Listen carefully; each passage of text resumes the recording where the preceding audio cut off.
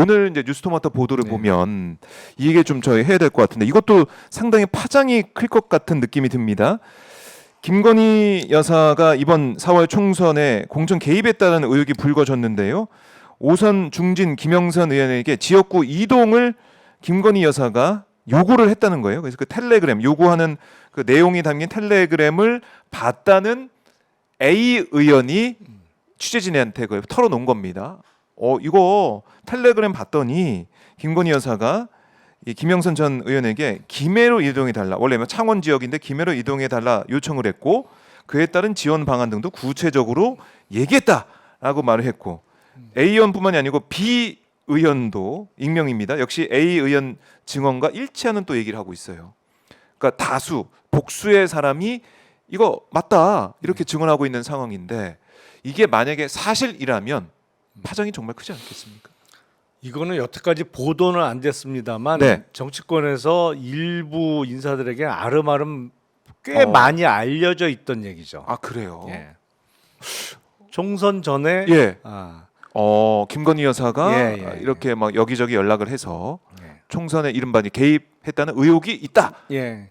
그래요? 그러니까 이게 어떻게 된 거냐면 예. 김영선 의원이 사실은 재보궐에서 당선돼서 창원의 네. 지역구 의원이었잖아요. 오선이 했죠. 오선. 근데 금년 총선을 앞두고 이 창원에 공천할 다른 사람이 있었던 거예요. 그거와 관련해서도 조금 비하인드 스토리가 예. 알려지고 있습니다. 이제 알려지기 시작했어요. 최근에. 예. 그게 이제 누굴 넣으려고? 예, 누굴 넣으려고 했고 네. 거기에 중간에 개입한 이른바 뭐 그 정치판에서 나쁘게 표현하면 좀 브로커라고 브로커. 표현할 수 네, 있는 네. 누가 있다. 뭐 정치권에 계속 뭐 맴도는 그 사람들이 있으니까 뭐 그 브로커가 있다. 그래서 누굴 집어넣기 위해서 김영선 의원을 네. 거기서 빼야 되는 상황이 벌어진 거고 아. 그 과정에서 이제 직접적으로 연락을 해서 예. 자리를 좀 바꿔달라. 그래서 창원에서 김해 쪽으로 예. 지역구로 김해갑으로. 옮겨달라. 네. 그러면 공천은 보장해주겠다라는 식으로 이야기를 했고 그게 텔레그램 메시지뿐만 아니라 녹취 파일도 있는 것으로 알려져 있습니다. 그래요? 예. 녹취 파일이 있다고요? 예.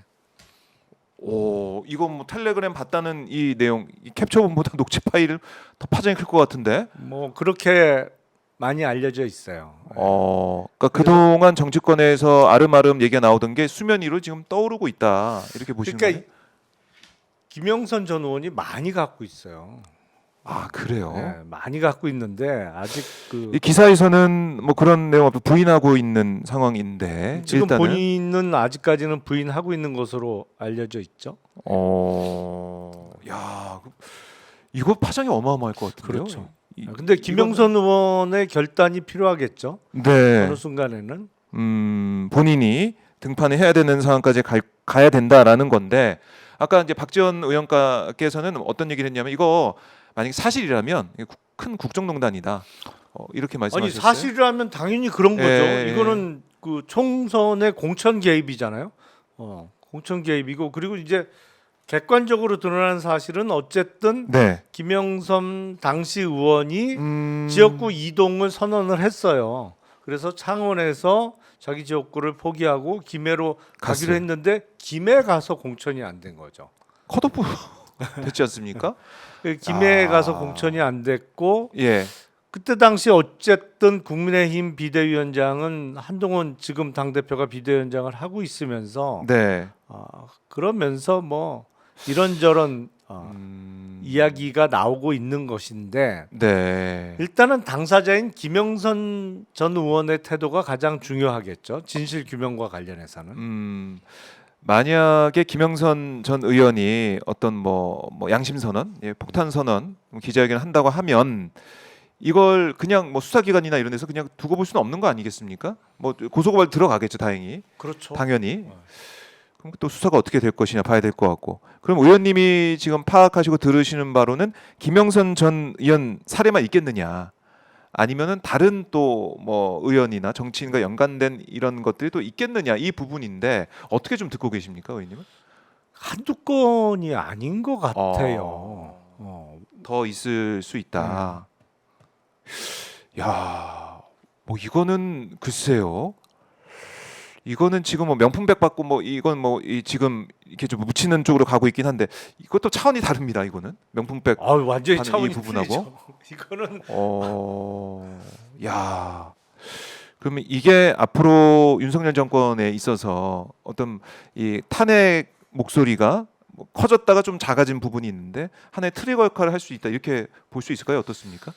충분히 될 수 있고요. 그리고 이제 구도를 가만 보면 네. 만약에 이제 영부인이 그렇게까지 직접적으로 개입을 했다고 하면 통상 왜 안 됐을까를 생각해 볼 수 있잖아요. 왜냐하면 이게 말이 나오기 시작한 게 그렇게 옮기면 공천을 해주겠다고 했는데 줄 공천이 알았는데. 안 되면서 그렇죠. 불만이 나오고 억하심정이 생기는 또 거죠.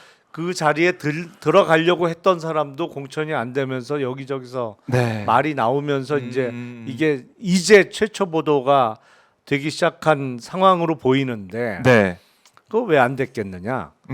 왜 안 됐냐면 이게 제대로 그 말이 안 먹힌 거 아니에요. 그렇죠. 말이 안 먹히면은 그러면 영부인이 공천에 개입을 했다고 가정하면 네. 그렇게 강력한 그 분이 힘을 썼는데 안 됐다. 네. 안 쓴 이유는 누군가 그 얘기를 들어주지 않았기 때문이다. 아. 그러면 그 사람은 훌륭한 사람 되는 거 아니에요? 좋은 사람? 어? 그러니까 이런 얘기가 왜 이제 와서 나오기 시작했을까를 한 번 더 생각해 보면 누군가는 이런 상황에서 큰 이득을 보는 아니면 정치적인 이미지가 왕창 올라갈 수 있는 사람도 있는 거예요. 그렇네요. 바로 연결되는 게 네.